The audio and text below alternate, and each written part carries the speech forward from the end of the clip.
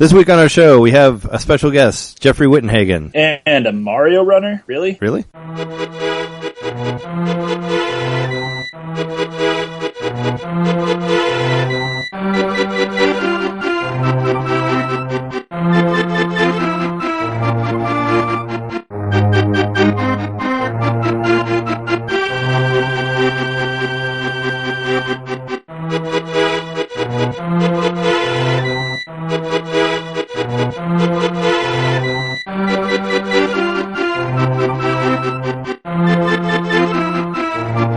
Welcome to NintenDomain episode 39. We're your hosts, Trey Johnson and... Hey, how's it going? It's Jerry Mikowski. And with us this week, we have a very special guest, Jeffrey Wittenhagen. Yes, it is. Hello. Hey, how are you doing, man? Oh, I'm doing excellent. Excellent. Great to be on. Cool. What have you been up to this week? Oh, I have been stuck in writing madness because I am gearing up to get the complete SNES book to the publishers. So I've been nonstop writing, even though I did make some time for some gaming, which we all have to do to maintain our sanity.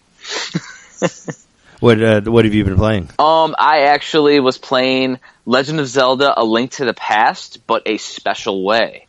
I have an SD to SNES cartridge that has an MSU1 modification that it does. That's a specialty of that cartridge, and basically what that means for those that aren't tech savvy is that it's Legend of Zelda: A Link to the Past with CD quality audio.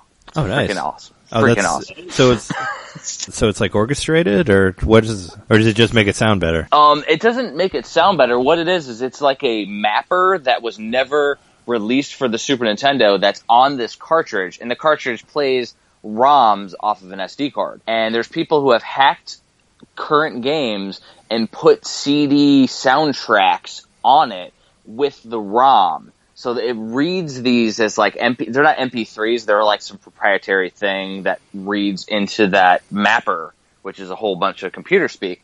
But basically there's people that have a forum, they put it together, they say zip here, and you put it all into a folder that the game reads and runs. And there's, I think, about maybe a dozen different games that have been done so far with this treatment, but Link to the Past is amazing and even has a video intro from like a Japanese anime. Oh wow, that's crazy. So where do they get the audio? What are the audio files from? Are they're not the bit tracks that were on the game, right? Did they? No, this is actually from the Zelda Orchestra.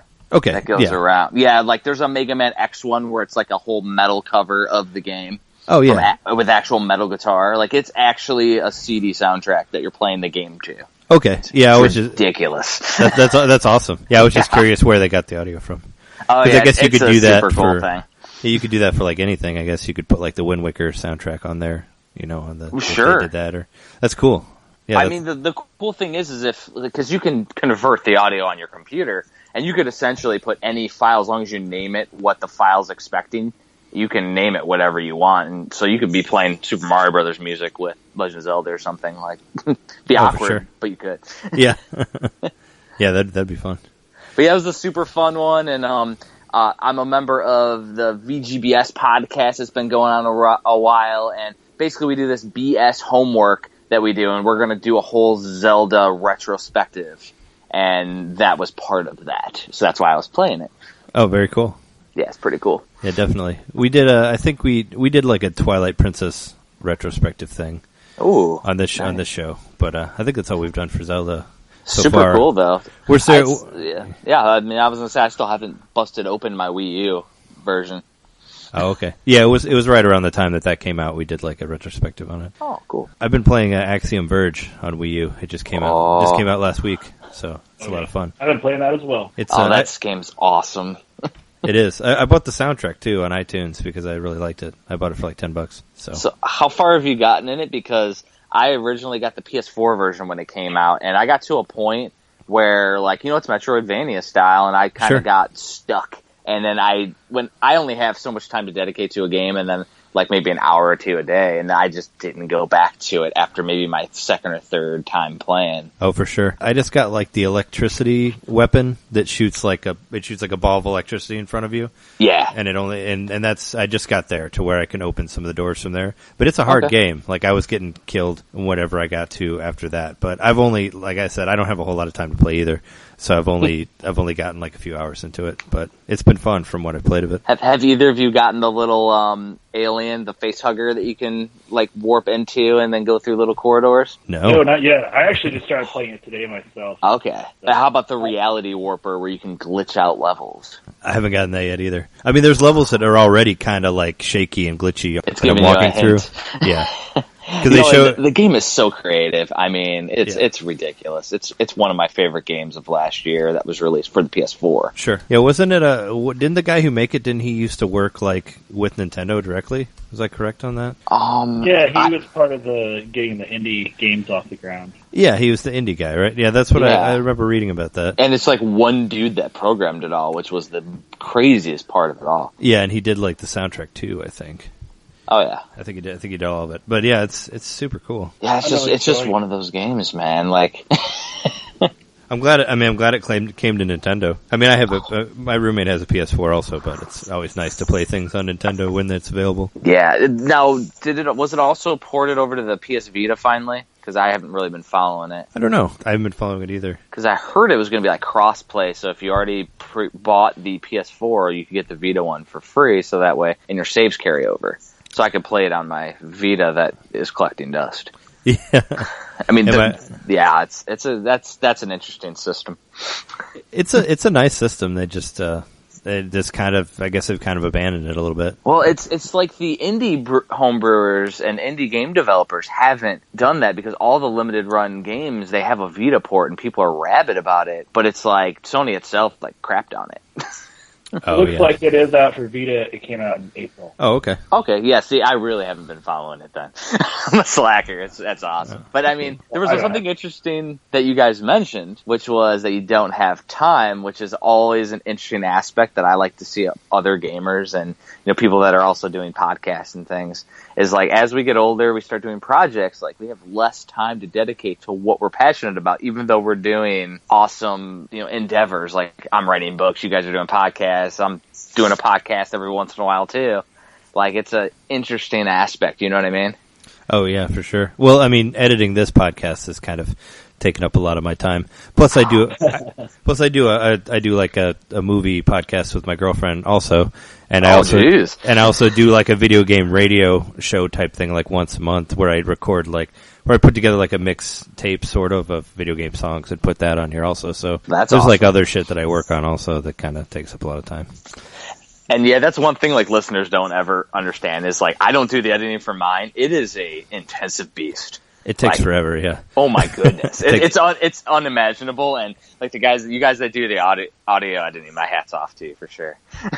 Yeah, I was talking to a friend of mine who has a podcast. He lives in LA and he came up to Chicago to hang out. We went out drinking and I was like, we both edit. So I was like, man, editing sucks. And he's like, yeah, it takes me like 4 or 5 hours. And I'm like, yeah, I'm glad somebody else, I know that it takes that long for other people as well, because it's insane. I started trying to do it at like 1.5 speed to make the listening to it a little bit easier, because you can play it a little bit faster, but it still takes forever. Because I try to edit out my stuttering or like coughs or silences and stuff like that. Oh, to make it yeah, seem and faster. you have to be a little bit OCD to do it. My cousin, who's the co-host of VGBS, does that, and he's OCD, so it's really bad. Like, he goes through 3 times editing or something like that. It's insane. Oh, wow. Yeah.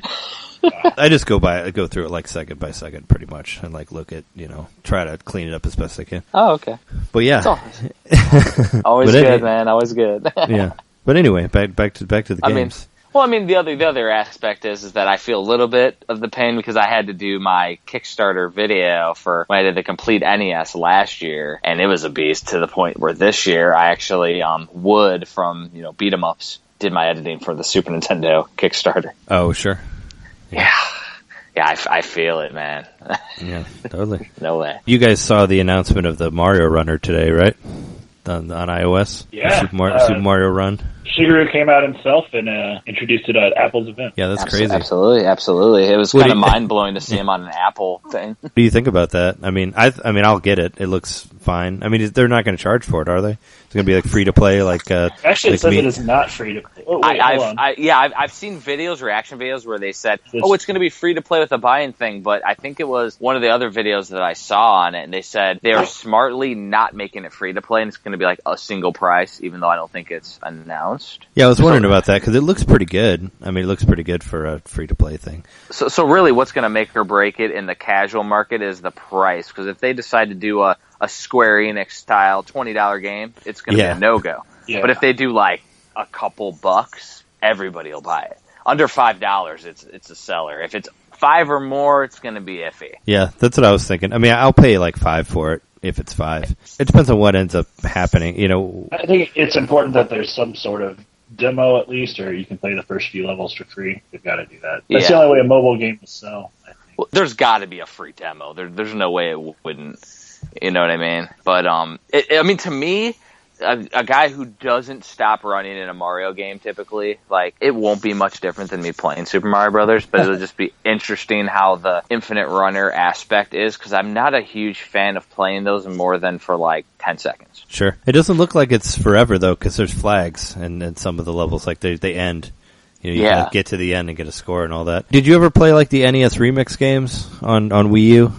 Oh yeah, absolutely. It reminds me of that, like, because they had levels on there where Mario would just run and you would just hit jump. And I guess it's kind of like a precursor to this. Okay, yeah, I mean that does make sense. I do remember doing that, and I mean if they break it out with short enough levels, like a real Mario, like original Mario game, it might be fun just to try to beat your own times and beat your own scores, maybe, because the time should be the same, but maybe beat your own scores or something at a level. Sure. It could be a nice big hit. I definitely am not that surprised. It seems like a no-brainer if they're going to start doing mobile games, to do a Mario running game. Yeah. He already lends himself well to that. You don't have to change anything about Mario to make it work. For sure. Very, very interesting. Yeah. I think what was the other thing that they announced on the Apple thing was Pokemon Go is going to the Apple Watch. Oh yeah. They did say that as well. Yeah, for all the, I don't mean to offend anybody if they bought one, but I was going to say, like, for the 5 people who bought Apple Watches, they can use that. I've surprisingly recently seen a lot of like neighbors around here sporting the Apple Watch, and I was like picking their brain on why it's cool or not, and I really haven't been 100% sold on it, but if I can get a Black Friday deal on it or something, I might be tempted. But at $300 or $200? I don't know. My brother-in-law has one, and he's like a techie guy. Like, he bought it like right when it came out. Yeah. But he was saying, he's like, it's not really worth it. But this was like when it first came out, so maybe he likes it more now. I don't know. I mean, if I could replace my cell phone with it, I would, because I hate carrying around cell phones. I'm old school. Like, I didn't get a cell phone till like much later. For sure. So I basically had to, because it was cheaper than the landline. Like, oh yeah. Yeah, I did too. I don't think I ended up getting one until like 2002 or 2003, I think. Oh, I was later than that. Oh yeah. For my job, I had to have it. Sure. I mean, I didn't get a smartphone until like, I don't know, 2009 maybe, I think. My old BlackBerry, but yeah. Now it's pretty much like they give you so many free little upgrades to keep you going forever that it's like, I don't know, I never want to update. My wife's like, it's free. Okay. Oh yeah, sure. Yeah, I got some discount on mine for like doing like the 2-year contract or whatever. Yeah, definitely. Yeah, I actually, to a point, one time I moved over to the iPad mini for my phone because I wanted to drop the phone, and then like they still gave me more free phones too. So then I had 2 going at once, and then I stopped that. Because they were all getting paid off, so it wasn't like I was adding any cost. It was weird. Oh wow! On the subject of Super Mario Runner, did you see that Fire Emblem and Animal Crossing, the phone games, got delayed till next year? I guess there was Japanese Twitter, something like that, said that they were delaying them. Because I guess we were speculating after the Nintendo Direct that that the Animal Crossing game would come out when they do the Animal Crossing Mini Direct in December, because they're releasing that update for New Leaf. But I guess those games are getting delayed, which sucks. They said that they were going to do some sort of Fire Emblem based thing and some Animal Crossing thing.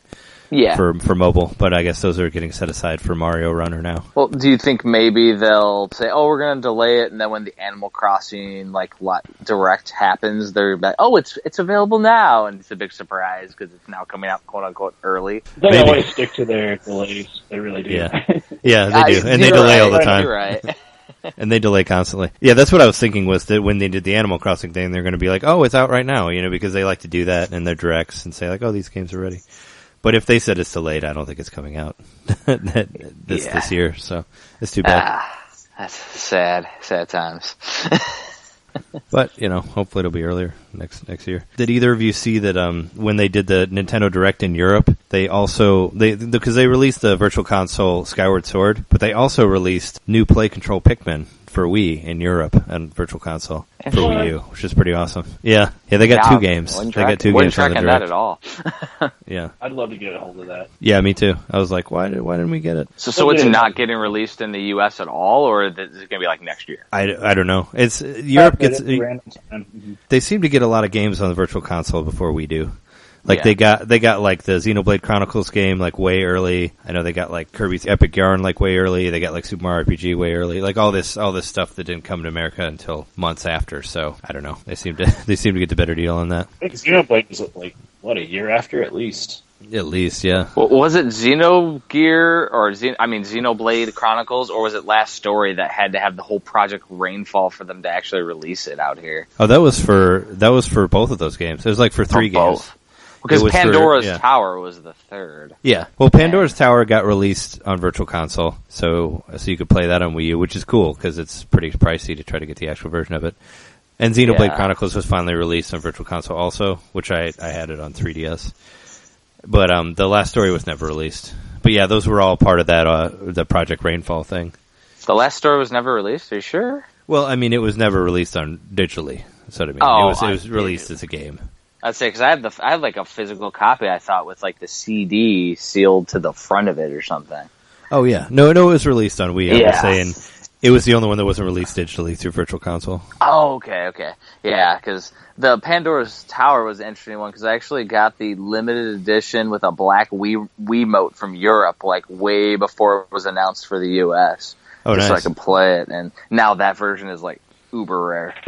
Oh, sure. Well, I remember what was it, the Monster Hunter, like Monster Hunter Tri, like came with a controller too in America, I think. Yeah. They did, like, they had the first, Classic Controller Pro that had, like, the PlayStation handles that it looked like on the side.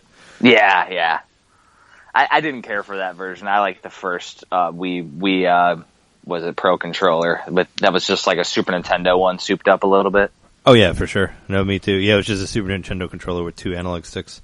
And it had analog triggers also. Yes, it was. That's probably my favorite Pro controller. For sure. Was it a couple other things? I saw that Camelot's doing the golf and tennis for the new Super Mario Sports Mix game that was announced at the Direct. They were the guys who did Mario Golf and all that before. Maybe we'll get some light RPG elements. Maybe. That'd be cool. I mean, that makes it... When we talked about it last week, I wasn't really that psyched about it, but that makes it a little bit better, I guess. What was it? The Game Boy Color Camelot golf and tennis games had the RPG, like the heavy RPG, and you could like import the characters to the 64 with a transfer pack or something. Yeah, you could. Yeah, it was crazy. I never did it because I don't think anybody really did. But you could also do it. You could also do it with the Game Boy Advance versions and GameCube. You could do the same thing. Nice. Where they went back and forth with the Game Boy connector because they had where you could connect your Game Boy in through like the controller port. Okay. So you could do that for Mario Tennis Advanced and Mario Golf Advance. But yeah, they did that for both of those, and Camelot did those. Those games were fun. I played a lot of Mario Golf on 3DS because it's available on Virtual Console. Okay. So I played that. Now, did either of you play the Wii U Mario Tennis? Because I heard that wasn't that good, and I kind of avoided it. Yeah, I avoided it too. I haven't played it yet, so yeah, I don't know. Yeah. It seemed like something they kind of just threw out when Star Fox got delayed. Because it wasn't going to come out for Christmas, so they didn't really have any Christmas games. So, I don't know. They do that. Yeah, it's cheap now, so I thought about maybe checking it out, but I didn't get to play it. Well, when a Nintendo main franchise, like a Mario game, is cheap, there's a reason. Yeah. Yeah, for sure. But hopefully the new sports mix thing or whatever that they're doing is better. I don't know. Well, I mean, the last one on the Wii was a solid title. Oh, yeah, the Mario Mix one? Yeah, Mario Sports Mix thing with basketball and all that. Yeah, like hockey's on there too, right? I think. Yeah. Okay. That was fun. reminded me of NHL Hits back in the day on the arcade. Yeah, I used to play Stanley Cup on Super Nintendo. Oh yeah, a bunch. Yeah, that was like my favorite hockey game. Yeah, it's funny. My wife's a huge hockey fan. She swears by NHL '94, and I'm like, I like Stanley Cup better. Yeah. Well, did you ever do? There was a trick in Stanley Cup where I think if you hit like Y or X, you can basically hit the puck over the goalie, and you'll score every time. Oh really? Yeah, no, I did not know that. So I went through the whole game and got the cup and beat the whole game, and I ended up with 20 to 0 or whatever in the last game because I would just go and do the move where I flip the cup over the goalie and get a score every time. It was pretty awesome. Yeah, it's really cool though. Yeah, because that's the one I didn't know about that one, but I used to just play because it wasn't super hard, but it was very approachable for being like a pseudo 3D gameplay for Stanley. Sure. Yeah. Well, it's kind of like that NCAA game, if you remember that. It kind of sort of had the same, behind the character view. Yeah, they tried to utilize Mode 7 in a few of them, and they looked okay back in the day. They don't really hold up nowadays, because I've had to play all of them recently for the Super Nintendo book, and yeah. Yeah, I haven't played Stanley Cup in a while, or NCAA. It's unfortunate. Sure. We'll get into the preparations for the book. Oh yeah, in a second. Now that we're on the subject of sports, we're supposed to get Mario Strikers Charged on the eShop tomorrow. Oh really? Oh shit, I didn't know that. Well, we're also getting Jotun, that Jotun game, which already came out for PS4, I'm sure. But that's like their indie of the week. Month of indies. Yeah. Is that it's like a Norse mythology type thing? It looks pretty cool. I'll probably end up getting it. I haven't heard of that. Yeah, it was either on PC or PS4, but it was reviewed really well when it came out, whenever it came out, last year or so. But they're doing a thing where they're releasing one every week. So nice. I'm planning on getting all of them. I think Severed is at the end of the month. That exclusive that they did with the guys who did Guacamelee. Mm-hmm. So that looks pretty cool. Awesome. We're also supposed to get a Super Castlevania 4 for the new 3DS. Oh yeah, nice. If you want to buy that game again. Yeah. I mean, I have the actual cart. I don't know. Actually, I have a CIB. I'm looking at it. I don't know if I need it for the 3DS. Oh sure. Well, it's portable. It's so perfect. Yeah. No, I think I had a ton of cartridges. Actually, both Jeremy and I, at Hard Times, we kind of sold some of our Super Nintendo cartridges. So I don't have as many as I used to, unfortunately. I think I sold Super Castlevania 4, but life happens, man. Life happens. I did have it. It broke my heart. We both sold our Chrono Trigger cartridges. So yeah, that's that's the worst.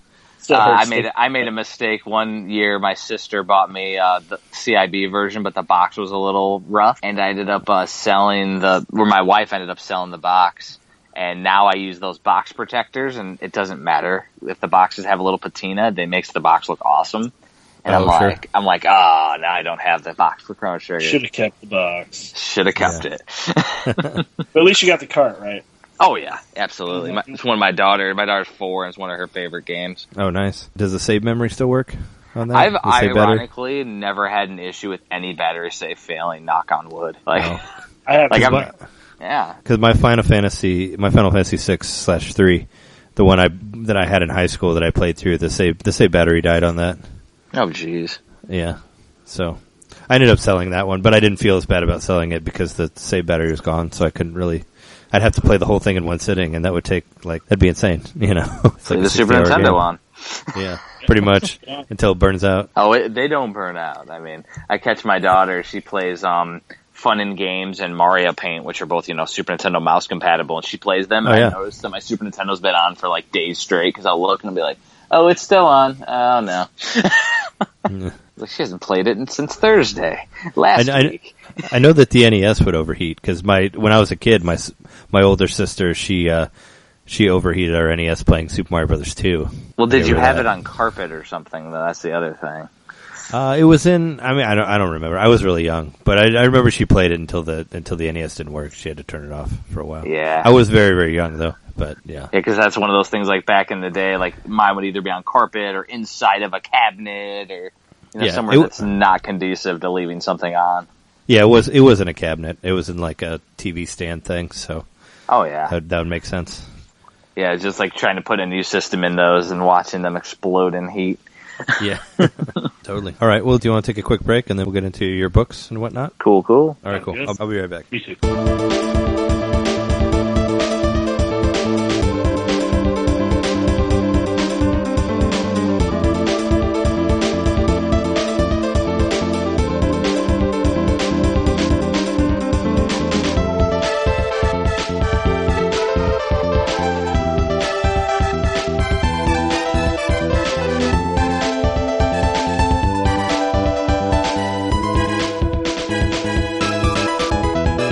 talk about your projects that you've done, Jeffrey. Lots and lots of projects, man. Yeah, I haven't really gotten into it, but so I met you at the arcade.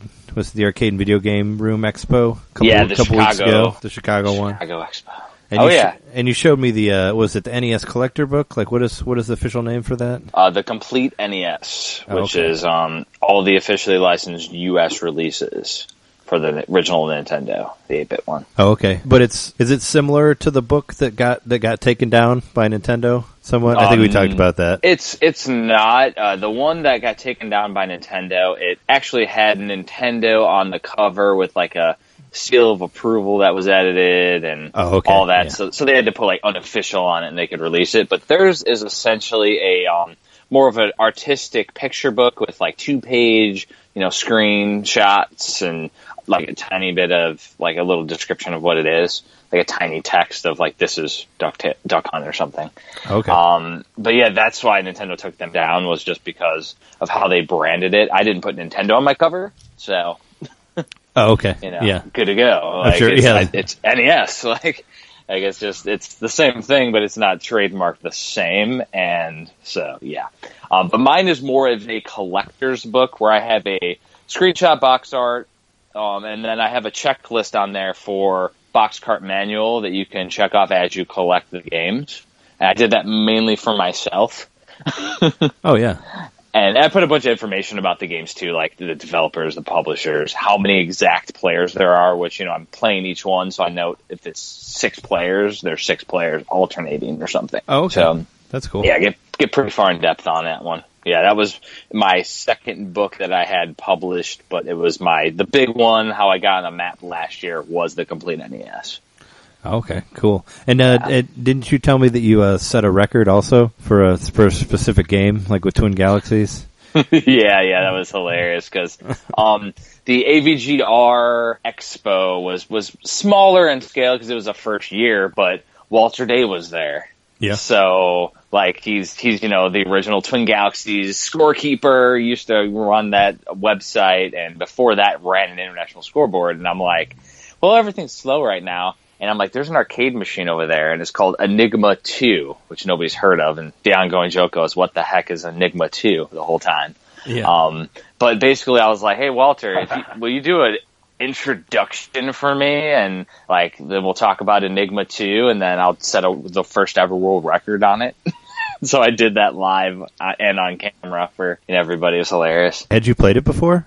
No, I played it about 3 times before I recorded.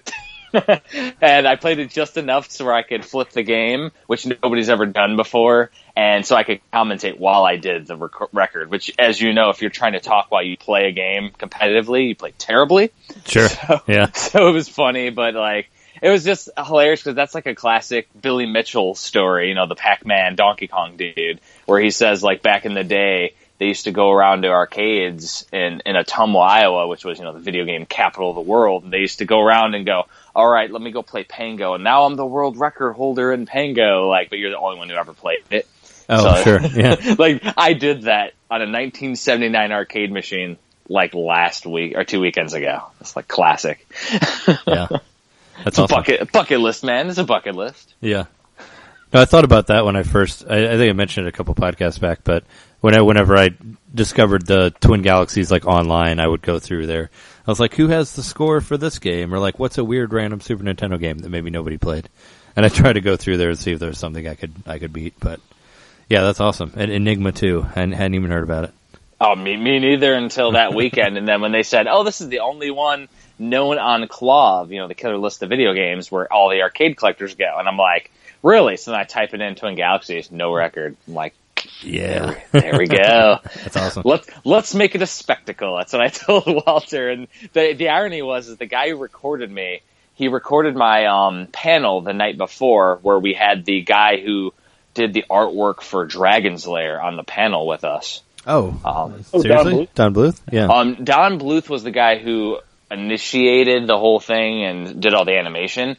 The guys, they had a bunch of artists that helped him work on it.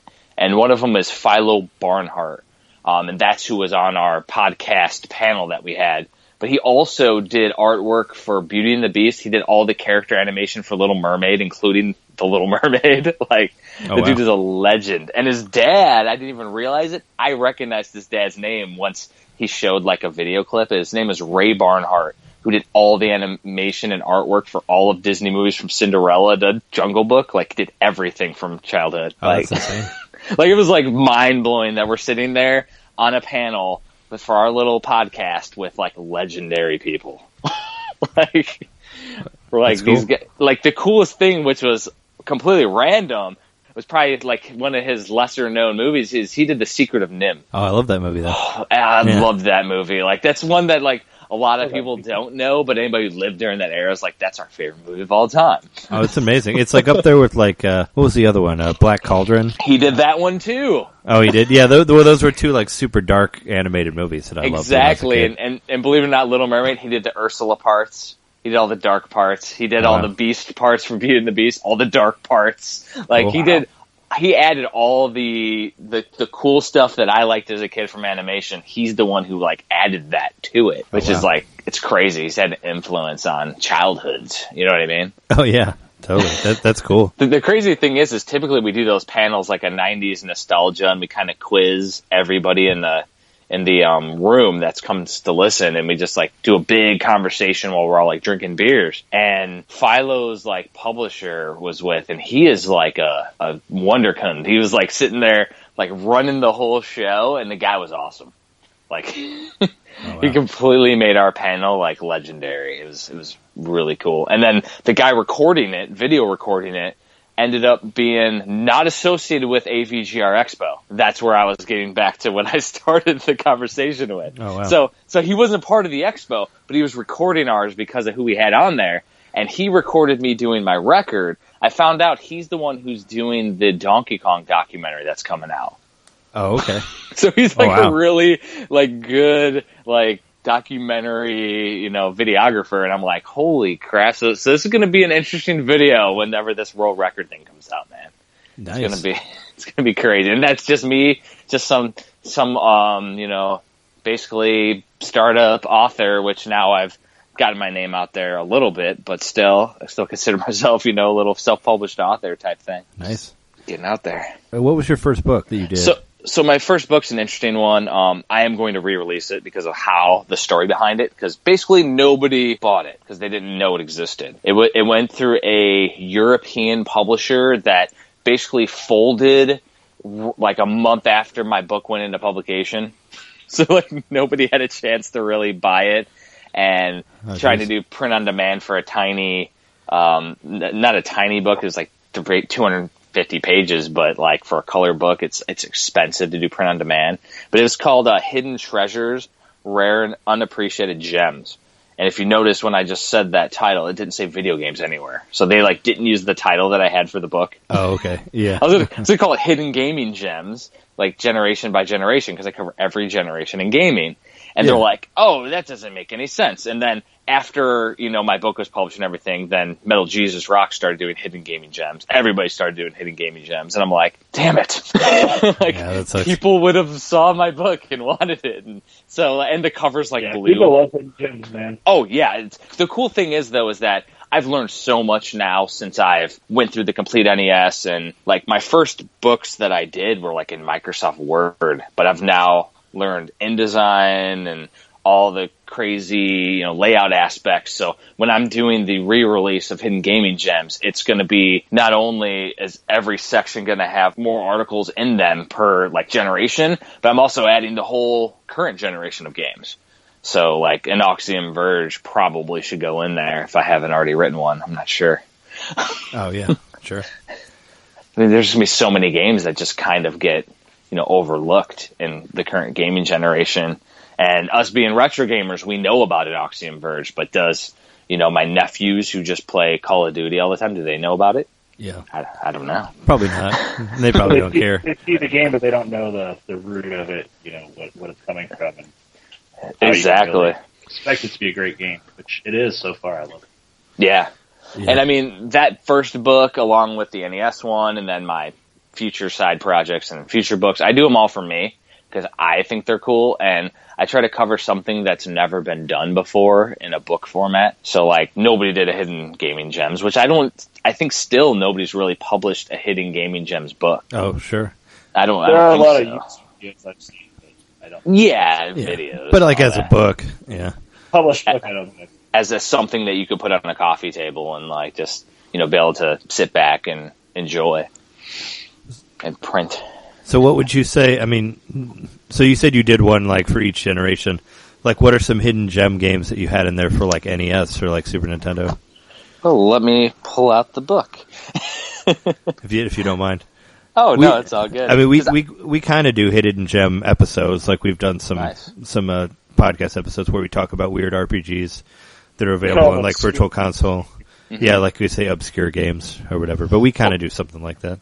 But not as a book. One of the ironic things was in my first book, some of my contributors were just people that I kind of knew around the gaming scene, and they picked some gems that they considered, like, rare but not good.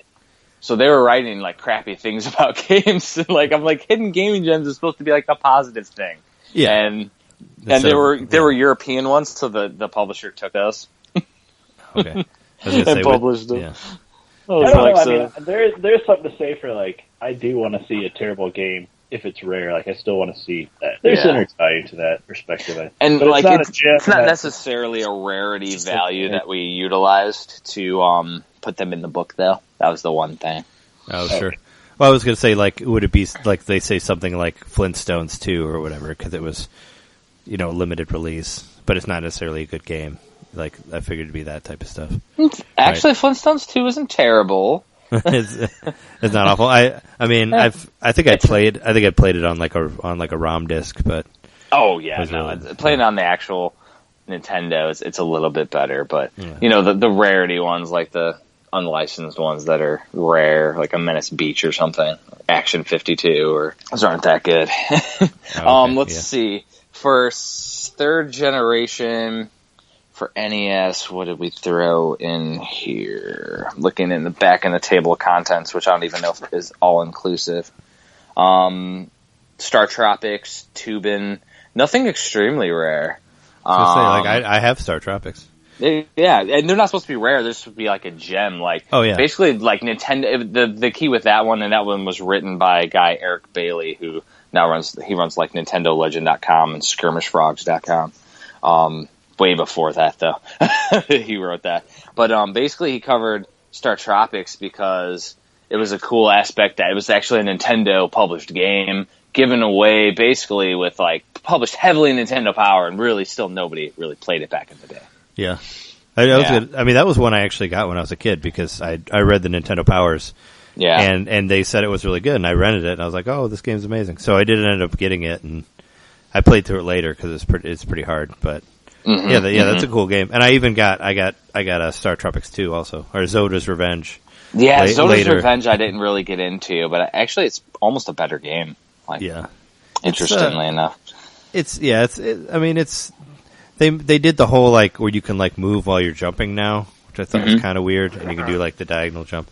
But it's okay for what it is. I don't think it's as good as Star Tropics, but...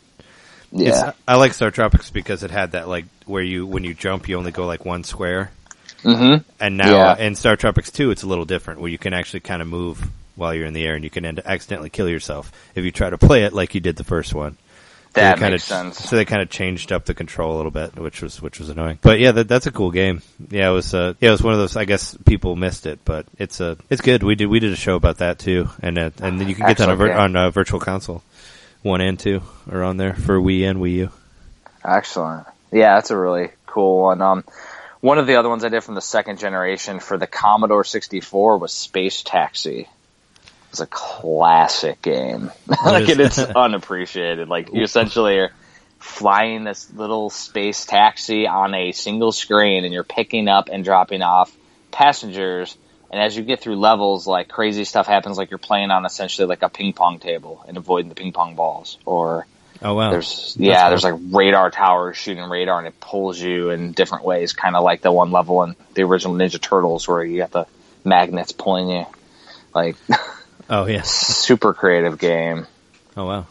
Oh yeah, like because I don't think I actually covered. I covered one NES game myself. The others were all by contributors, and you had one that was a bad game, which was Tag and Dragon that one guy chose. Oh, okay. Oh yeah, what a terrible too. Game's terrible. The one that I chose, which was because nobody at the time when I released this, nobody knew about homebrews. It was Battle Kid Fortress of Peril. Yeah, I heard you talk about that on one of your podcasts. That's it's kind of like a Mega Man type thing, right? Kind of like Mega Man one-hit deaths, though. Wow. And then, like, you have about 5 or 6 screens, and you hit a checkpoint in normal or easy mode. So you can start from the checkpoint. So you continually make progress. It's super fun game. Get lots of little power-ups and abilities, and turns into like a Metroidvania-style game because you can see spots you can't access that you come back to later. It's classic. And there's a sequel now. Oh, nice. Yeah, I like those. I think I mentioned it to you at the conference, but I met that guy who made the real-time strategy game for NES. I talked to Frank. him at the Retro Gaming Expo, the one in Wisconsin. Yeah, Midwest Gaming. Or Midwest Gaming Classic. That's what I meant. Yeah. Yeah, that guy's cool. I actually roomed with him. Oh, really? Nice. Yeah, he's also the current world record holder on the Nintendo World Championships. Oh, nice. Believe it or not, his name's Frank. Yeah, he's super cool, dude. Like, yeah. But I've known him for years, and I didn't even know he's the world record holder. And he's like, "Oh yeah, I hold that," and I'm like, "Oh, can I get tips from you?" He's like, "No." No, he actually gave it to me in the form of an interview, so I could use it in a book. Oh, nice. I was gonna say he's not like Billy Mitchell, where he's like, "Oh no, I won't tell you about how I play this or whatever." Oh, classic Billy Mitchell. Yeah, he's something. Yeah, he's a really good guy. That's the irony. Like King of Kong, and make him out to be like a jerk, but really he's not. Yeah, no, I talked to him at that thing that I talked to you at, and he seemed fine. I saw his panel later, and he seemed kind of a little confused about it because he was always talking about all this random stuff. Well, that's how he does it, though. He doesn't have anybody to steer him in the right direction when he's on his own. Yeah, they kind of just let him go. Yeah, absolutely. Dude. Yeah, he's just a dude. Let's see. So Super Nintendo games, did I cover any good ones? Because I know I covered a couple Genesis, like Pulseman. Oh yeah, I played Pulseman. Well, Pulseman was done by Game Freak. Yes. Yeah, yes, it was. And it was actually available in Virtual Console for Wii. So I got it and played it on there. Love that game. Yeah, that's cool. That's a cool game. Another one that I covered was Eternal Champions for the Sega CD. I remember Eternal Champions, but I didn't. A friend of mine had it. Because the Sega CD is actually the sequel to the Genesis version. Yeah. And the classic is that they have all these unlockable characters, and you essentially have like a chicken and a chihuahua that you can play as. Nice. It's classics. And the dog's name was Yappy, and we have a chihuahua now at the house that looks like Yappy. Nice. But it's not named Yappy? We called him Scrappy because it looks like Scrappy Doo, which Yappy does too. So. Oh, okay. Sure. Well, Yappy was a dead dog. I didn't want my dog to be named after a passed away dog. Oh, yeah. That would be kind of morbid a little bit. Sure. So the main rare Super Nintendo game, the Fireman for the PAL and Super Famicom. Oh, wow. The Fireman. That was the classic Super Nintendo game in there. And that's essentially like you're in a top-down, it's almost like Capcom style graphics. But it wasn't like Capcom. But basically you have two guys and you're going through like putting out fires on a Christmas day, and it's really, really great gameplay for it and everything. So it's one of those games that like once you play, you'll be like, wow, why haven't I played before? So it's a co-op game? I think that it's only a single player game, but there's like two characters. Like the second character like has little like comments that he makes and stuff, and actually, it was put out by Human Entertainment, who did the Fire Pro Wrestling series. Like, really interesting. It was like their main venture out of the genre, the pro wrestling genre. Oh, wow. But yeah, like the whole selection was interesting because I had guys that say, "Oh, I'm going to cover Nintendo. I'm going to cover Super Nintendo for my first book," and the games that they chose were like I wouldn't have considered them "quote unquote" hidden gaming gems, but they were, of special to them. So I like to include that kind of stuff in my books where it's like, well, if it's special to you, it doesn't matter. Like sure. Dino Wars. Like Dino Wars. Oh, like Dino Wars. Yeah. Yeah, I really love Dino Wars. See, that's what we call, on our podcast, we call that your gold medal games, where just because, like, you don't like a game doesn't mean it's not my favorite, and vice versa. Like, Dino Wars, like, I've never really given it a second chance, but that's, like, an amazing game to you. It's really easy. I played some of it. Yeah, it just holds a special nostalgic spot in my heart. Yeah, sure. I mean that's what we all do, is just rekindle nostalgia and try to create new nostalgia. Yeah, I would. For me, like I'm like a huge comic book fan, so most of the old, like I used to play a lot of old Super Nintendo games. So even though they're not that good, I mean, there's a spot in my heart for like Maximum Carnage and like Separation Anxiety. Yeah, or like the Batman Returns game, like that was on Super Nintendo, like stuff like that, or like Adventures of Batman and Robin. I thought that one was really cool, the animated series one. But like stuff like that, and I buy I like that one for the Super Nintendo, not the Genesis. Yeah, the Super Nintendo one is what I'm talking about. The Genesis one was more of a shoot 'em up thing. Oh, but the Super Nintendo one was great. We played that for BS Homework, the Genesis one, and I hate that game now. Yeah, it's not good, but the Super Nintendo one is excellent. The irony is, though, there are people that swear by that game. They love it. They love the music and everything, but having to play it to beat it, I lost all hope and interest in the game. Yeah. Sure. So it's fun in a short stint, but when you try to play it and you're sitting there grinding out a level for like hours because it just takes forever to grind out an enemy, like like, ugh. Yeah. No, I don't. I mean, people argue about stuff like that all the time. It's like that whole battle between the two Aladdin games. Oh, yeah. Like on Genesis and Super Nintendo, like people fighting back and forth on those. Mm-hmm. I never really. I mean, I don't know. I played both of them. I thought the Genesis one was a little bit better, but people have their own ideas on it. Well, it goes back to Dino. It's that maybe that's that person's nostalgia because they grew up with a Genesis or Super Nintendo. It's the same thing, really. Sure. It's whatever you prefer, because it's slightly different in gameplay. So I enjoy both, like personally. I think the Genesis one, even though I've played all the way through the Super Nintendo version, I think the Genesis one seems like it's got more going on as far as like platforming and kind of a light shooter element to it, whereas the Super Nintendo one's pretty much just a straight platformer. Yeah, well, you get a sword in the Genesis one, I was gonna say, yeah, the sword kind of won it over for me from the Genesis one. For most people, yeah. It's like you don't just throw apples at them to stun them, like. Yeah, Super Nintendo one looks better though, but they know. Yeah, it does for sure. Absolutely. So, what did you do after the Hidden Gems book? So what was your next book? After Hidden Gems is when I did my Nintendo book, the complete NES. So I took like a couple years in between, and I worked on the Nintendo book, and I was still using my rudimentary way of making books, so I didn't really know how to do things quickly. But I put her all together, and last year, because my first book was released in like 2012, and then last year I was able to release the complete NES.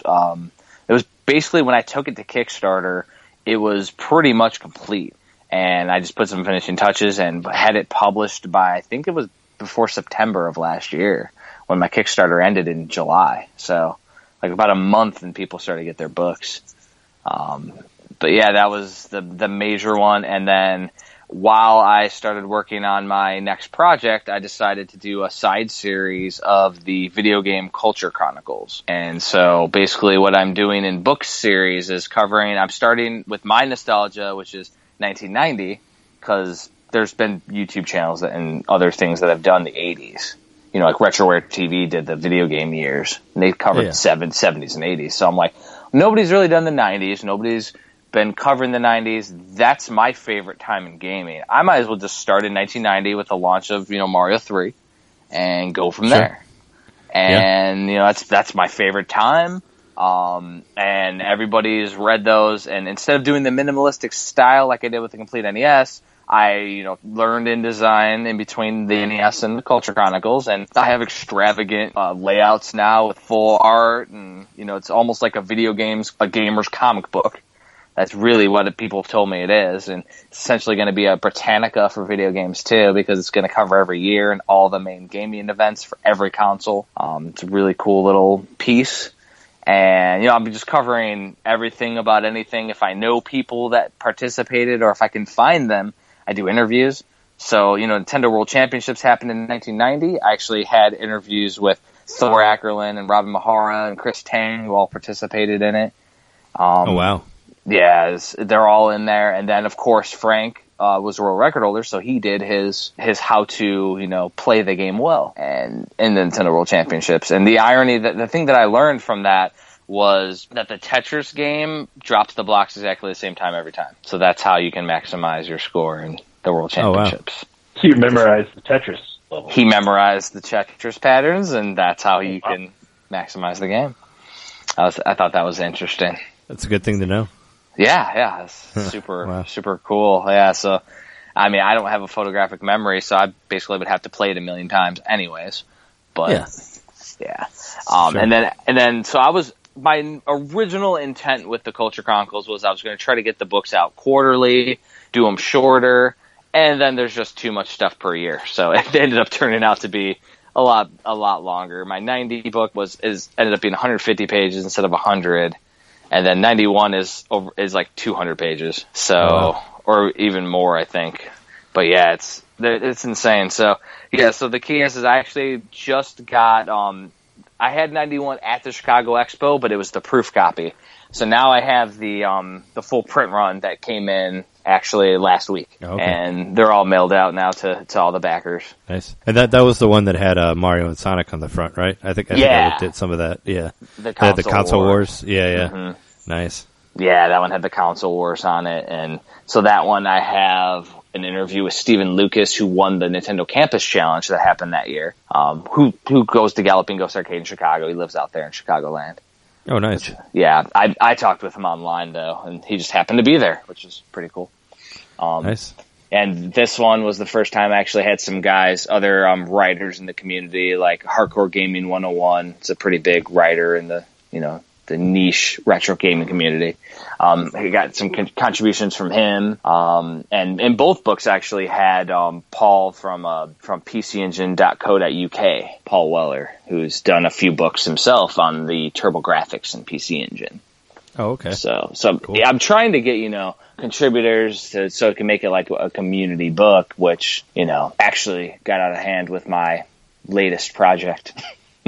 My Super Nintendo project that went to Kickstarter this year, is fully funded and 700% funded or 800% funded or something. And that's like the complete. It's like the complete Super Nintendo, right? Like similar to the complete NES book. Exactly. It's the complete SNES. It covers everything for the Super Nintendo, including the unlicensed game, the one that they had, PAL exclusives, variants, unreleased games, homebrew games. Noah's Ark, right? Yeah, Noah's Ark 3D. Just Super Noah's Ark was the only unlicensed game. But with the complete NES, the reason why it's only the licensed one is because I didn't know really about Kickstarter, how many people would back it, and I think I was like $800 short of the stretch goal to add all those to the Nintendo book last year. Oh, okay. So I didn't do that this year. I said I want everything in it from the get-go.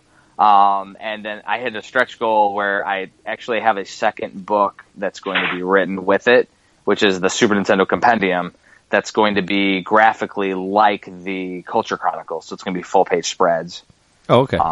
I actually used to run a website back in 2006 to 2008 or 2009, and I did a really long Zelda Link to the Past where I went through the entire game in depth, like dungeon by dungeon. And I'm going to try to include that somehow graphically within that book.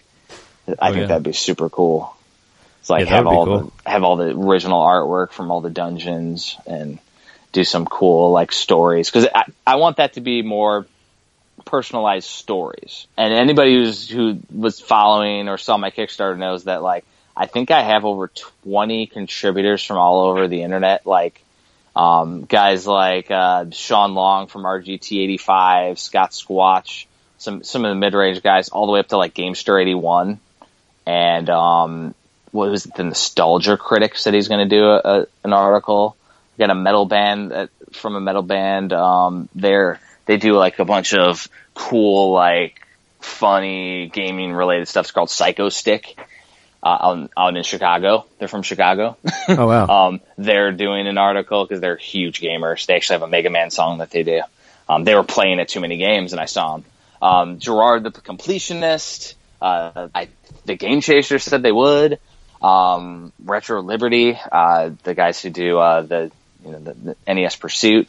Like a ton of names in the whole YouTube community are all going to contribute, and it all started with Sean Long, who wanted to contribute and goes, "Oh, I know all these guys." Oh, yeah.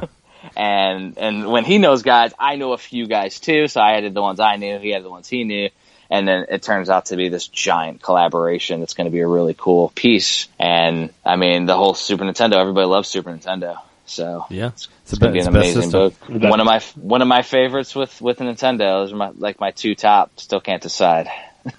Or what, the NES and the SNES? Yeah, because I mean, graphically, the Super Nintendo obviously is a souped up NES that everything looks pristine. But there's just something about the gameplay on the NES that I just prefer overall to the Super Nintendo. Oh, sure. For like action based games and things, like it's just there's something there that just clicks with me.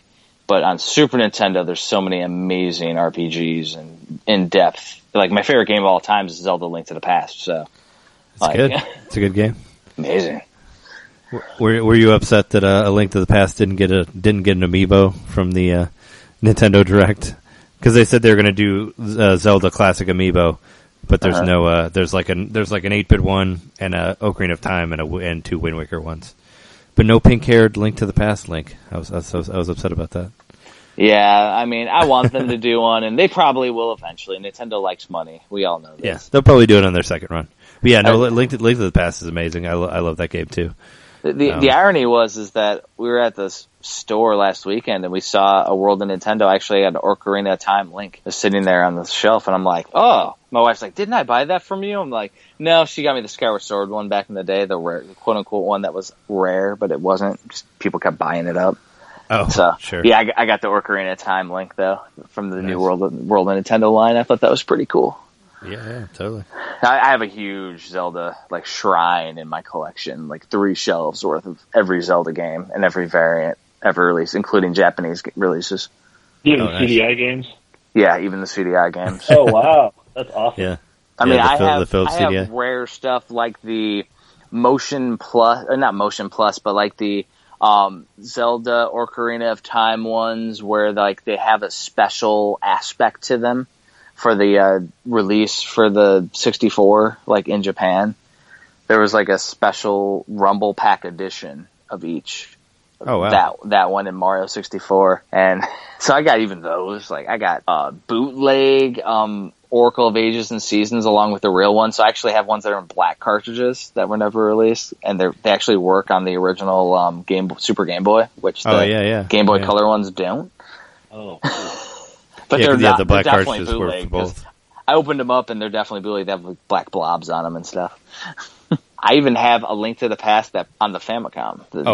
The 8-bit version that was made by Waxing Company in China. The same company that did Final Fantasy VII on the NES. Oh, wow. I didn't even know about that. Oh, yeah, that was a huge one. Last year, there was this fan translation and complete graphical overhaul of the Chinese version of Final Fantasy VII for the Nintendo, and they all translated all into English. They edited all of the difficulty and everything, and people were starting to put it on cartridges last year, on NES cartridges. So I have a CIB of that. Well, there is a Zelda Link to the Past that actually is very playable. Little weird, because there's only a couple buttons, but it's very playable on the NES, and it's fun. Yeah, it must be hard to I don't know how they would... can you just... Is it like the Game Boy one, where you just switch everything to whatever button you want? Like Link's Awakening? Kind of, and then I think it's a select in certain buttons will do certain actions. It's a little awkward. Yeah. But and it's glitchy as hell, but it works all right. Yeah. I remember years ago playing, I had an emulator on my Dreamcast where I could play all the old NES games, but also all bootleg games. And there were some versions of Donkey Kong Country and Donkey Kong Country 2. Nice. And they weren't ports of the Game Boy versions, but, I mean... Like you're saying, they were playable, but pretty glitchy, and I think I played through the Donkey Kong Country 2, and it only had 3 levels in it, and then it just was done. That's those classic Chinese bootlegs, I think, back in the day, because like they also did a full Resident Evil on Nintendo. Well, did you ever play Mole Kart on iOS?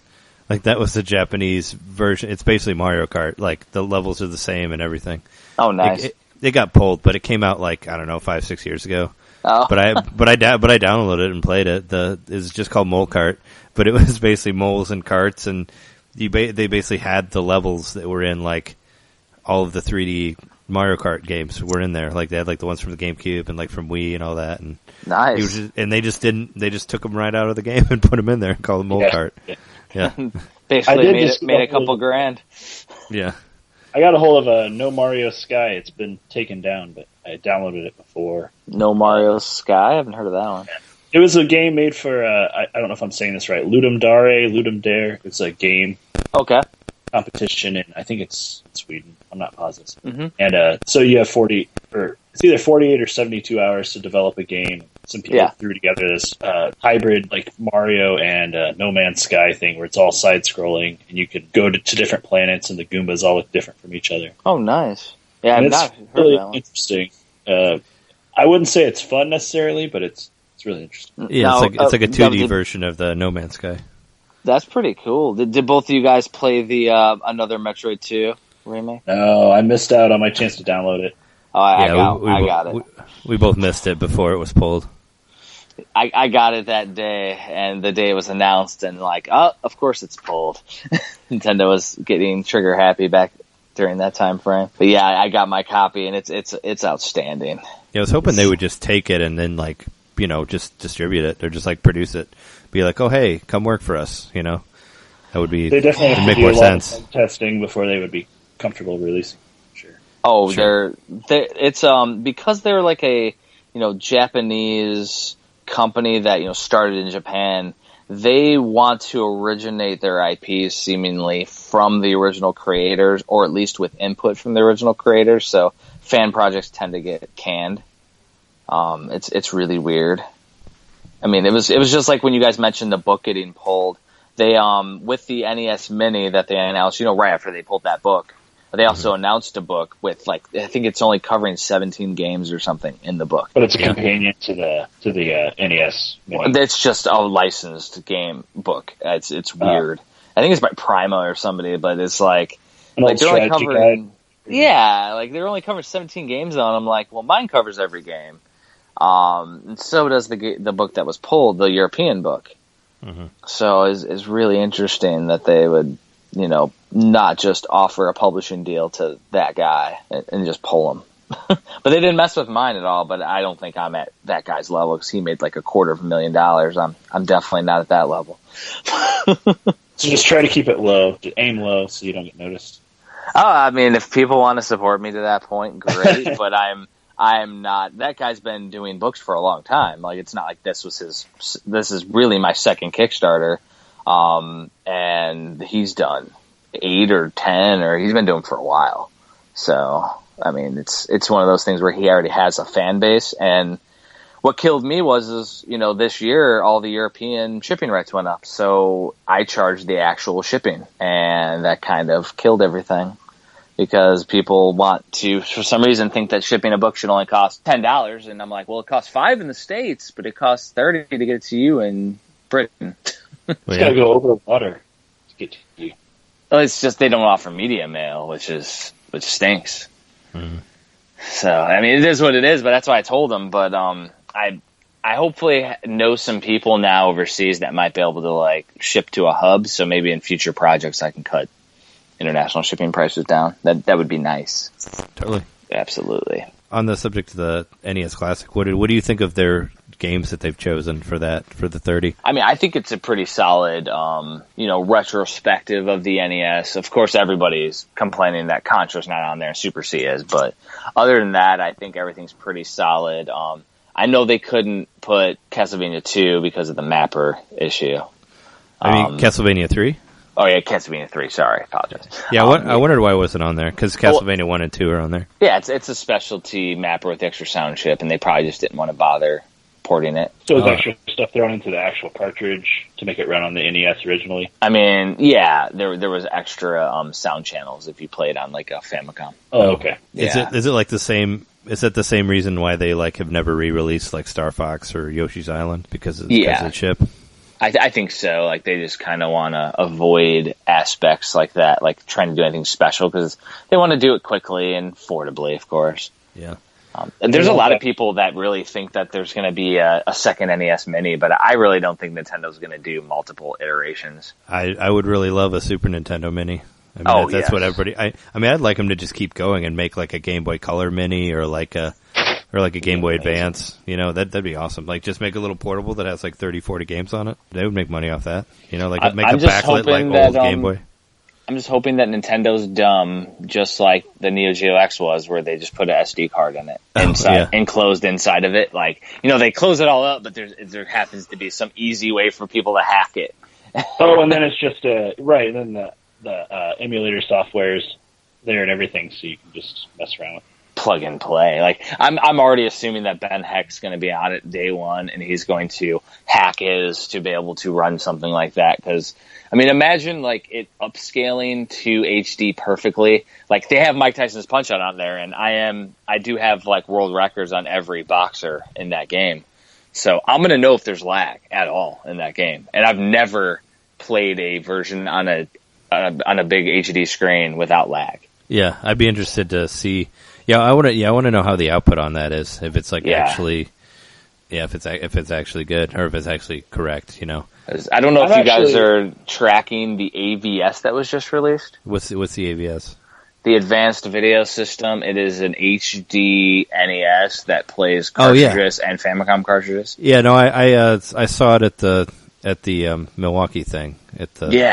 And basically that one has virtually no lag, but I still think it doesn't play Punch-Out correctly. Like none do. Yeah, I thought that looked awesome, but I was wondering how like accurate it is for the HDMI out. But yeah, that thing looks awesome. If they made one of those for Super Nintendo, I would totally buy it. Yeah, well, 100%. The guy's been 100%. spending many years developing the AVS.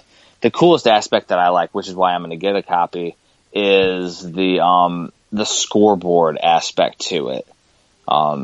Is basically he's having this scoreboard so you can plug in any game that has a score like Life Force, plug it in, play, and it records your score into a database online. Oh wow! Through the AVS? Through the AVS, and it goes to an online database repository where you can compete with people around the world, and it does it for like games that keep a score or do at fastest time.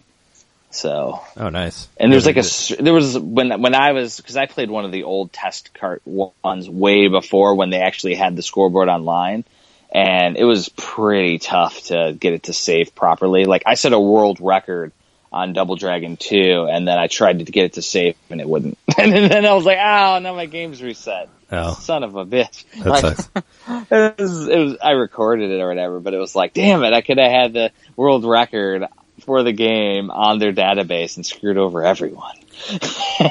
Did you play 2-player where you can kill the second player and get all of his lives? Did you ever do that when you were a kid? Oh, I absolutely always did that as a kid. I mean, I'm to the point now where like you don't need them now, but even my cousin and I, we can beat the world record co-op too. Like it's sure. That's one of our gold medal games. Like back in the day, we played that so much. Yeah. It's ingrained in our psyche. So they put that game on there. That's on the list at least.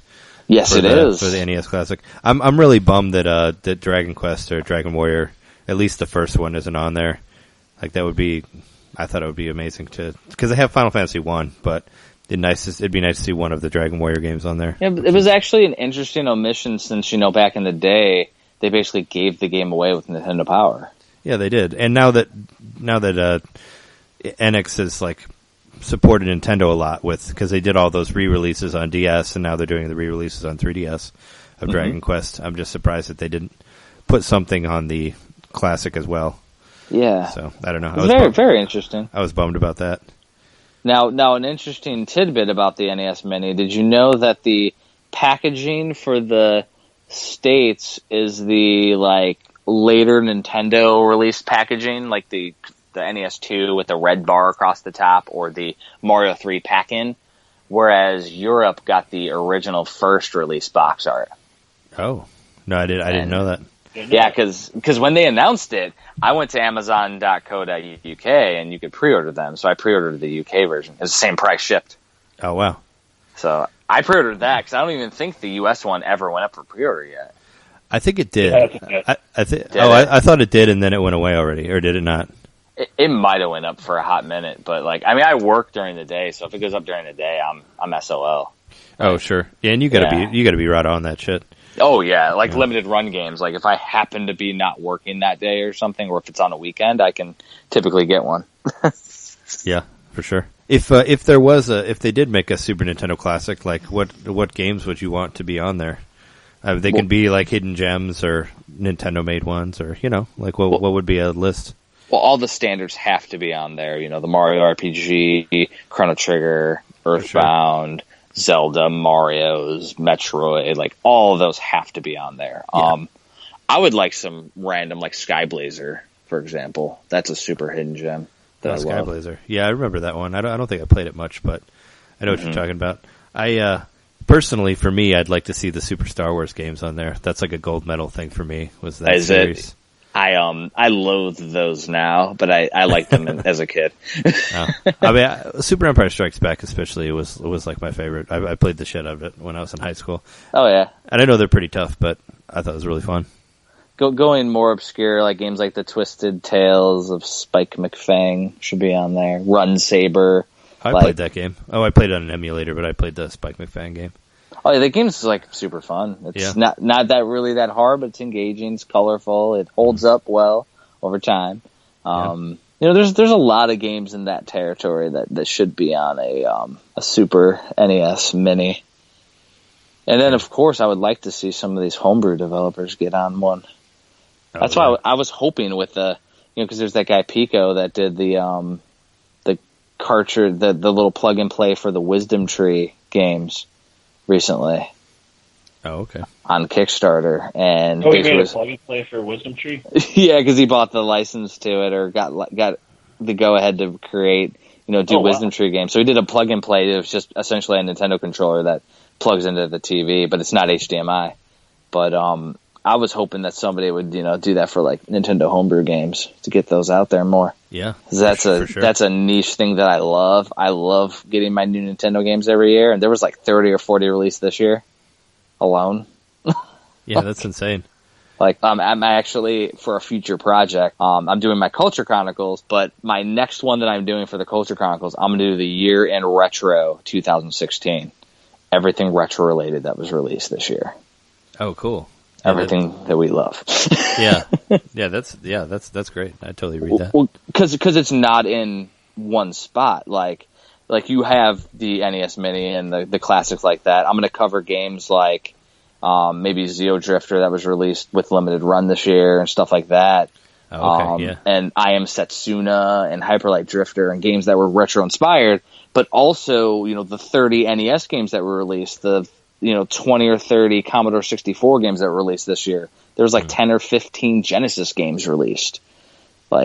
It's insane. There was a Super Nintendo game released for the Super Nintendo CD this year. Oh, wow. Only one exists, but let's make a homebrew for it. That's Of course. I mean, if it exists, then why not? The irony is the game was also ported to the Super Nintendo as well, and I can play it on my flash cart. And you're essentially the CEO of Sony beating the crap out of Sony mascots and employees because somebody found a copy of the Super Nintendo CD console. Wow. It's super over the top. Super meta. Yeah. Yeah, and it's River City Ransom style graphics and beat 'em up style, but it's he's like a Super Saiyan almost, destroying everything. Oh, wow. It's really cool game, but games like that, stuff like that needs to go on plug and plays to get out there because it's super niche, and not everybody can play that if they don't have the original systems. It becomes tough, but I think at least me highlighting it and if I can get out there and people dig it, because I think a lot of people would dig all the retro related stuff released every year. Oh yeah, totally. I mean, and it's not been done. Another thing that hasn't been done that I'm trying to, just get out there because it's the stuff that I like. I look that stuff up and I keep track of all that every year. I might as well just put it in a book format and make it look cool. Yeah, and it'll help out people like me that are looking more for those retro games than the new games. Yeah, like so, and there's a lot of people out there like that, I think. Yeah, it's like when I say, "Have you heard of Haunted Halloween '85?" and you guys say, "Well, I heard about it from your podcast, but yeah." And then like '86, that was just went to Kickstarter. Well, those are awesome beat 'em ups that are full games that would rival a Nintendo game that was released back in the day, and guys are making it now. Yeah. For the Nintendo on a cartridge. Like, it blows my mind. And I want all those guys to get as much exposure as possible. And, if I can write cool stuff about it and get them out there. And, I mean, now through conventions, I've drank beers with the guys. They're really cool, too. So, yeah, for sure. More power to it. And I have an extensive homebrew collection. So it's one of those things. And, you go from homebrews to, there's documentaries that were released this year. Like, Man vs. Snake was released this year, documentary. Yeah, that was, they showed that at the end of the AVGR. Yeah, I think it went to Kickstarter like 3 years ago, though. Oh, but it was finally released on DVD this year. Oh, yeah, sure. It was a ridiculous one. But, there's that. There's book releases that came out throughout the year. There's been a huge, and I want to do this as an article, a huge resurgence in vinyl. But more specifically, there's been soundtracks ported to vinyl now recently. A lot of them. There's 3 or 4 different companies doing it. Oh, the video game soundtracks? Yeah, you got the data discs or whatever that are doing like the Sega soundtracks. You got a guy who was doing a low-key version where he did like a Legend of Zelda and a Mega Man vinyl and a Pokemon vinyl and like NES classics on vinyl. Yeah. Like there's and now there's games that are doing vinyl releases. Yeah, yeah, that's awesome. They're basically going to get to like I said before, I have this the WART radio show that I do that has like where I just play video game music. Yeah, and I wanted to like take it on the road and do like video game DJ stuff like at bars or whatever. Oh, and I have a feeling like if they start releasing all of those record ones, then that'll probably get taken over by the real DJs that collect records and all that. That'll be when it becomes legit, because a lot of the DJs around here spin vinyl, like in Chicago. I mean, it's a much richer sound. I mean, it's analog. Yeah. Sure, yeah. And the irony is that when you're talking NES, like when they're using the actual NES music, you're going digital to analog. Yeah. So they're just releasing it digitally, which is ironic. It's at that point, it's a cool attraction. And I mean, vinyl's made a huge resurgence in the whole music community anyways, because CDs were pretty much dying because of MP3s. And well, yeah. Now vinyl's streaming coming back. And streaming and all that. And it's a cool thing to have it, the vinyl, especially, like I said, for DJs, it's a big thing to have like actual records of whatever. So. Well, and plus the part that I love, which is why I do my books as large as I do them, because I make them full textbook size. I like the art on the vinyl. It's a huge art piece. It's awesome. Oh yeah, and you have something to hang up. Yeah, man, I love my artwork aspects. I mean, that's why my artist. I didn't mention this, but the complete NES, the artist is the guy who does Garbage Pail Kids for the cover. Oh, nice. So yeah, Joe Simcoe, he's one of the artists for the new line of Garbage Pail Kids, and he's done like all the classics, like for the anniversary and everything. And he's commissioned to do. He did the NES one and my Super Nintendo book, and they're both awesome looking. And of course, like I sat there and did a panel with a legendary artist, last weekend, and he said he was interested in doing some video game stuff. So I might be able to get him on for another book. Cool. Which, I mean, I do plan to try. If I can get my Super Nintendo books done, I want to try to launch my second Nintendo book to coincide with the Nintendo Mini release. That'd be a good idea. Yeah, because basically, like, the complete NES 2, I would just call it NES Oddities, Rarities, and Obscurities, and cover all the aspects that I haven't covered, including there's over 200 Nintendo homebrews, so do a whole thing on the homebrew revolution and how the Nintendo library is still flourishing today. And that would be it would be another complementary book to what my first Nintendo book. And if I launch it right when people are rekindling their NES nostalgia by getting the Mini, I mean, that just sounds smart to me. And it's already pretty much written, unlike my Super Nintendo book that I've been, spending the past couple of weeks doing 4 to 6 hours of writing every day. The Nintendo one's pretty much already written. So it's one of those things that I'll just have to spend a whole nother month on Kickstarter, which is a job in itself, by the way. I'm sure it is. It's stressful. Yeah. I'm glad that it's working out for you, though. I mean, I've been very fortunate, honestly. It's been things through meeting guys like Walter Day and him helping me out with my original book release. I was able to meet people like Joe Simcoe and then, take advantage of those, and pretty much releasing my Kickstarters almost at the right times to where people were interested in what I was doing at the time. Like, I could have released it a year earlier and nobody would have been interested at all. Like, it just depends. And it's people that are interested that also, want that as part of their collection, which is basically what I wanted part of my collection to be. Oh, for sure. Yeah. Cool. Super interesting, man. Yeah. And I'm just very happy that, how it's went, and I'm going to keep going until I can't keep going anymore. Yeah. I work a full-time job, but I do this on the side, and I'll just, keep doing these on the side. The frequency might get a little slower, if I get a little tired, but they will never stop because I might as well keep doing books. Yeah. Kind of my solace. Keep fighting the good fight, right? Absolutely. I'm a bit, as we said with the editing aspect earlier, like I'm a bit OCD, so it helps. Well, us retro fans, we appreciate it. We appreciate what you're doing. It's very cool. You do. And in all honesty, like, I did all these because I liked them and I wanted them, and my thoughts were, like, well, if one person appreciates it, I'm good. And I've had, thousands of people appreciate it, which blows my mind. It's like, well, I'll keep going. Like, if I had a group of, like, a couple people that enjoy my books, I would keep doing them. And there's more than a couple people, which is awesome. And I'm going to keep it going as big as possible. And anybody that I meet or, help, that I know, I'm going to help them out along the way. Like, you know what I mean? Might as well keep the community getting bigger. Definitely. Cool. And I appreciate you helping us out for our show as well. Oh, I mean, I love doing podcasts and BS. And I mean, my podcast is called Video Game BS for a reason. I like to BS. Totally. And I didn't curse on your podcast. I don't know if you guys have cursing or not. I don't want you to bleep out. Oh yeah, no, it's fine. We say whatever. Okay, so, yeah. I mean, we curse a lot on my podcast, as you know. So sure, totally. I try to keep it professional if I'm doing like an interview or something. Oh, okay, cool. Well, thanks for being on the show. Is there do you want to plug some stuff or where people can follow you on Instagram or sure or Twitter or whatever? I don't know. So my main website is hagensalley.com. Also CompleteSNES.com goes to the page too. So you can see all my podcasts as well as buy any of my books that are still available.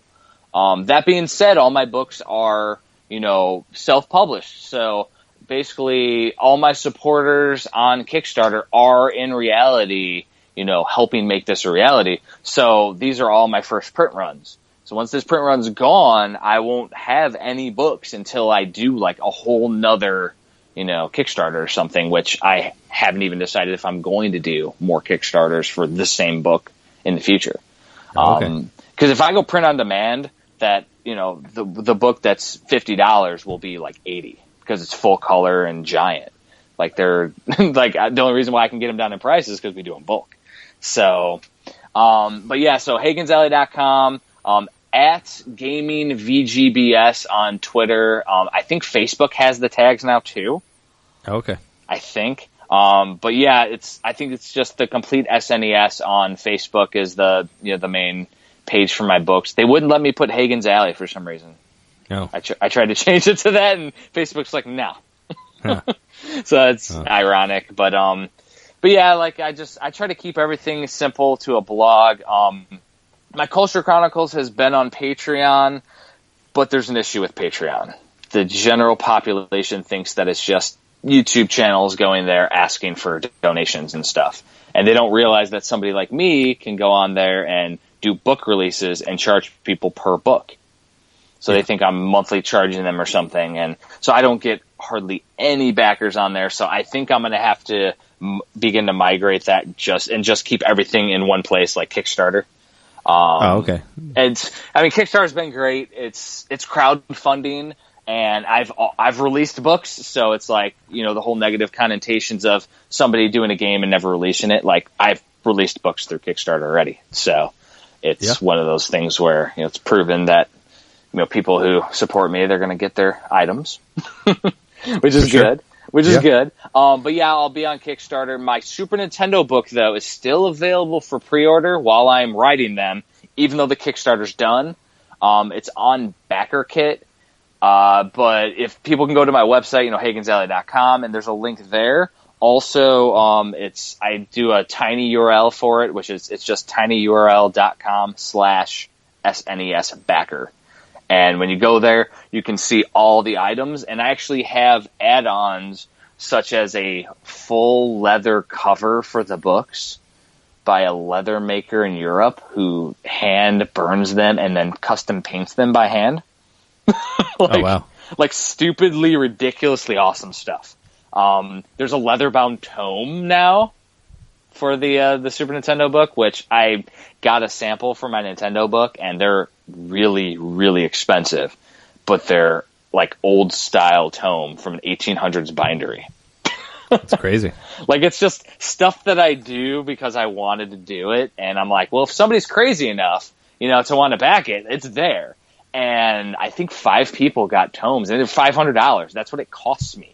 I didn't make any money doing the leather tomes. It cost me $500 to print my sample one. And I had 5 people get a leather-bound tome. Like, that's insane. That's like half of my funding goal, like, for the print run. Like, but that one is $0 going toward my print run because it costs that much to make them. Like, and that's just to get them bound into the leather and not to print the books, because I have to supply my books to them. For sure. Like, it's very cool. Like doing book things, but like, I like to think outside the box. I think we did custom consoles with this one. You know how people do the custom paint jobs with the automotive paint and stuff, and do a Zelda. We did a Zelda and the Chrono Trigger console. Those sold out. We had one guy who did custom controllers with the logo for the project on it. Sold a few of those, which was cool because we didn't put a limit on those. But yeah, we have a lot of cool stuff up there for pre-order still, and those will be going as long as I'm working on the books. I'm going to leave them up there. Once I order the print run on the complete SNES, though, I'm going to have to limit how many are for pre-order. But for the time being, people can go on there and pre-order. Very cool. So that's a long definitely do that. on where to find me. Yeah. Hey, that's what I wanted to do, though. Make sure you have make sure they have all the websites and all that. Are you airing this soon? This podcast? I'll probably put it up in the next couple of days. So. Okay, so this weekend I'll be going to a video game con in Parsippany, New Jersey. I think Angry Video Game Nerd will be there, and a few other guys in the community. Pixel Dan and I think the Gaming Historian, a few guys. And then in October, I'll be at Emerald Coast Con in Florida. I'll be in, what's after that? Retro World Expo in Connecticut, and Portland Retro Gaming Expo in Portland, Oregon. Oh, wow. Those nice. In October, those are back-to-back weekends. I'm going to be exhausted because I work full-time during the week. It'll be fun, though. The weekends will be fun. And that's the thing, like, I'm not going to stop working until I hit retirement, which isn't too far off for my line of work, which is good. But so I'm going to be working. So basically, I'm doing this for the passion and love of the hobby, like the rest of us are. I'm never going to be one of those guys, for at least for 10 years or so. I'm not going to be one of those guys that's, just doing this for a living and just going through the motions. Like, I'm always going to be engaging and crazy. For sure. That's what I do. Yeah, well, we do it too. Yeah, exactly. Everybody that I know, like, we pretty much all just do this for the love of the games, right? Yeah, sure. Yeah, definitely. So if you don't know, for us, we have Facebook.com/NintenDomain, NintenDomainPodcast.com, Ninten_domain on Twitter. That's at NintenDomain.podcast@gmail is like all our different stuff that you can email us and whatnot. Thanks again for being our guest. Thanks for having me on. Yeah, thanks a lot, man. We've been your hosts, Trey Johnson and Jeremy Mikowski. And we'll be back next week. Awesome. See you.